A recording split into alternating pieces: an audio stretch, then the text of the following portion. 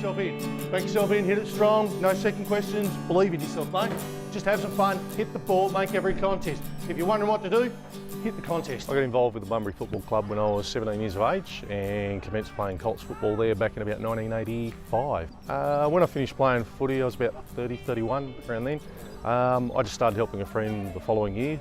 I've been coach, I've been team manager, I've been team runner, I've been president of the senior club, I've been director on the senior club, the sponsorship director. Pretty much anything that's needed to get done on a game day, you get from timekeeping through to marking ovals.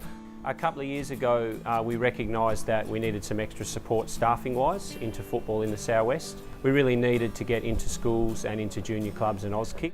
We want kids to get hooked on AFL and football from the youngest age and play right the whole way through. So rather than putting a hand out, Tom decided that he would start the charge for what we ended up calling the AFL for Life program. So our main aim was to raise $100,000 a year for 3 years. So he raised $300,000. My boys at school were approached about soccer and rugby by people going into the schools, and we think the AFL needs to really be proactive in our area to get into those schools and make sure we get our share of kids. Okay, good honest football that your teammates respect and your supporters respect, so that then you're ready to go and give your best shot when we can take on the finals next week. We also had a dream, I suppose, of providing every kid in the southwest and every school and club with a footy or a footy per child, and I think we've handed out about 1,400 footies so far.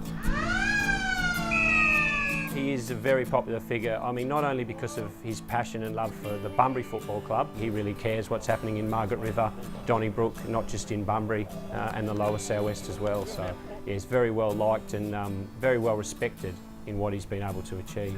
Bunbury Footy Club's been a really big part for the last 30 years, pretty much of my life. There's highs, there's lows, things work, things don't work, but you do come back each year. If Tom was to win Volunteer of the Year, I think it would be a fantastic achievement. I haven't even contemplated that. I really haven't. Well done! Be taken aback a little bit to get it, because I just think there's a lot of people that I can recall that helped me with footy on the way through, and I was never a superstar, but I lost my father when I was very young. It was only through the support of an uncle that I kept playing footy, and then I met a couple of other coaches along the way who didn't even have sons in the team, but were keen to help sides. And I just think for sport, getting people who are willing to volunteer and getting some good support around them is really important. Otherwise, the game doesn't happen. You know, so I think if you added up the tens of thousands of volunteer hours that go into making junior sport, I just sort of, somewhere along the line, I think I picked up the idea that when I was finished playing, I should do the same. And about 20 years later, I still am.